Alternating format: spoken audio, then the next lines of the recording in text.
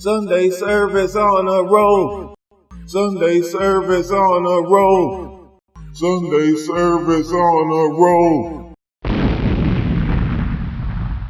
And stuff that I'm growing. What's your perspective on insecurities within yourself and within relationships? Man, we all have them. And for women, I think, and it's, and speaking from personal experiences, I think the biggest insecurity that we have is with our weight. Because I've struggled throughout my life, with weight up, weight down, weight up, weight down. And that's directly tied to how you feel about yourself, because we indulge in a lot of emotional eating. And then also too, even if our diet ain't just crazy and we're not eating crazy stuff, you can still psychologically gain weight, believe it or not, because the stress that you place on yourself and these emotions, these negative emotions that you place on yourself can actually change the functioning of your thyroid, which regulates, your ability to gain weight, to process food, and all of that stuff. So we end up, and they've actually done studies on this about childhood experiences, how a doctor who his specialization was obesity, he found that something like 70% of his patients, and once he did like a wide study too, 70% of the people that were obese, it had some type of trauma in their childhood, and they were obese because that's a form of protection. So so one of my insecurities is definitely with my body, and with somebody, when I go out trying to make sure if I got a little pouch, if I'm in one of my little chunkier phases, I need to put on this to slim that down a little bit. I don't want my tummy out. I don't want my tummy to show. Or, even with age, because I'm like 1 year shy of 50. So, as women get older, there's this thing of, this challenge or this struggle trying to stay young, like, oh, have I got any wrinkles coming out? What's my neck looking like? All these type of things that if we don't address with ourselves can build up into obsessions, which is completely and totally unhealthy. So I don't know if we'll ever completely eradicate our insecurities, but as long as we acknowledge them, I feel like that we'll be able to at least deal with them honestly with ourselves. And it's like those insecurities, we won't carry those blindly into relationships with other people, because you feel in some way about your weight and about your body, then it's like it's certain ways that you interact with your partner that'll be detrimental to your relationship because you're projecting your shit onto them. Right. That they don't even see in you. They're not even worried about that. But you have a certain body image that's negative. So you're going to interact with him a certain way. You're going to feel like, oh, he's looking at every woman in the street, and you're going to feel as if, he always has one foot out the door for somebody who looks what you might feel looks better than you. Dang, that's good. Yeah, that's good. That's good. Man, I didn't want you to stop either. But that's good. No, that's good. That's good because that's this whole thing, this whole Instagram culture, this whole Facebook and stuff, keeping up with the Joneses and all of this stuff. You know what I'm saying? These people are sick because they still chasing this illusion of you have to look a certain way to be loved or be, whatever. Look, looks. But in all actuality, if you understand yourself, you're gonna find a right mate that's gonna have a certain look that's supposed to be with you. That's gonna be who you are. You know what I'm saying? And y'all gonna bounce this love off of each other to where the beauty is gonna shine out of that person.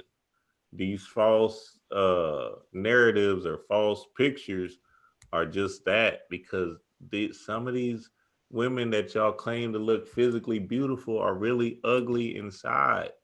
And you can see right through that shit because they can't even hide it just on the way you know, just on the way they carry themselves or the way they, you know, feel about themselves, that has to be like, you can't show yourself just waking up out of bed or whatever. You see what I'm saying? Right. You always gotta have, you know, the tracks gotta be right, you know, or the wig gotta be right. The makeup has to be this way. You gotta have Spanx on and all this, you know. And mostly, like you were saying, the whole Instagram culture, most of them people paid for their bodies anyway. That's not even a real body you're looking at.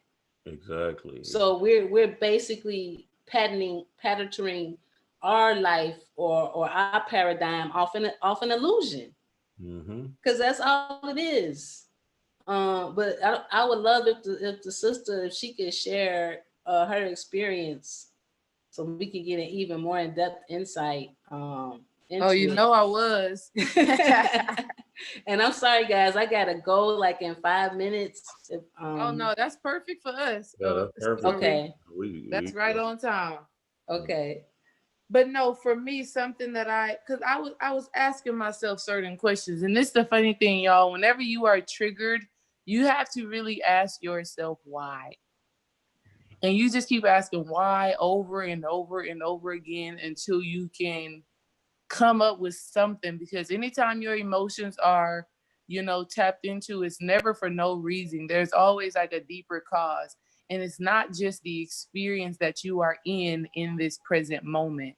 There's a certain belief, there's a certain emotion, there's a certain mental habit that has caused you to respond in a certain way. So on this spiritual journey, it is your duty to determine what that thing is. Okay. But so no, yesterday I just was asking myself, am I insecure? Am I insecure? Am I insecure? And my spirit was like, no, you're not really insecure. This is so deep, C. Marie. Listen to this. Insecurity, y'all, is a part of our intuition, right? And it's a part of our intuition relaying a message to us that nothing on this earthly realm is permanent. Nothing on this earthly realm lasts forever. Everything on this earthly realm must die. That is your perfect weight. That is your relationships. That is all of that, right? All of that has to go at some point, because if it's attached to the earth, it will have to make the transition. It will have to end. So your insecurities is just a sign to you of your spirit telling you nothing lasts forever, right? Whether that be, you know, your beautiful body, your beautiful hair, your whatever, it has to go. And so with that knowing and with that understanding on a really deep soul level, it helps you to, like you said earlier, have compassion and love for yourself for where you are right now. Because the only time you're going to have what you have is right now. Because something is always being birthed and something is always leaving. And so that to me made me feel like I'm going to love myself every day even deeper. I'm going to love my children even deeper. I'm going to love Dream even deeper, even harder, and embrace what is now. That's the message. Embrace the now. Because insecurities have to do with the future or the past. I used to look like that. Our relationship used to be like this. My life used to be like that.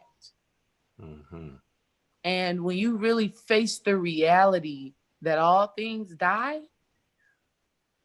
your insecurities kind of disappear, because you're like, well, this is what it is right now. I'm fully accepting of what is right now, because it's the only thing that we actually have. Yeah, that's good. So that was the